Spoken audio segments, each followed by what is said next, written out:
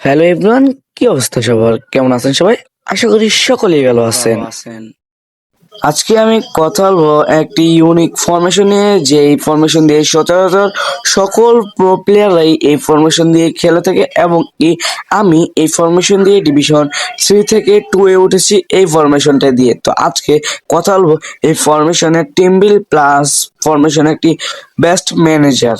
তো কথা না বলে ভিডিওটা শুরু করে দিলাম।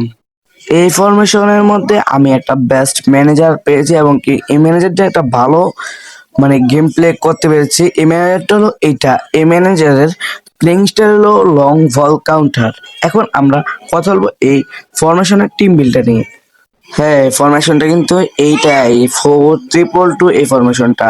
এখন আমরা কথা বলবো প্রথমে গোলকিপারটা নিয়ে। হ্যাঁ, গোলকিপারটা আপনি অ্যাটাকিং রাখতে পারেন, ডিফেন্সিভ রাখতে পারেন, এটা আপনার মন মতো রাখতে পারেন। আমি কিন্তু রেখেছি ডিফেন্সিভ ফুলব্যাক, তো আপনি যা আপনার মন মতো রাখতে পারেন। এখন আমরা কথা বলবো আরবিটাকে নিয়ে। আরবিটা মাস্ট বি ডিফেন্সিভ ফুলব্যাক রাখতে হবে এবং কি আপনি এলবিটাও ডিফেন্সিভ ফুলব্যাক রাখতে হবে এবং কি আপনি এটার থেকে একটা ভালো রেজাল্ট পেয়ে যাবেন।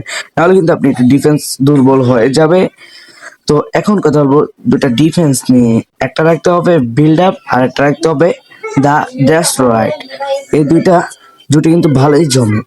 এমনকি একটা রাখতে হবে ডিফেন্সিভ মিডফিল্ডার আর একটা রাখতে হবে মিডফিল্ডার। ডিফেন্সিভ মিডফিল্ডারটা হলো অ্যাঙ্করম্যান এবং কি মিডফিল্ডারটা হলো অর্কাস্ট্রেটর, মাস্ট বি।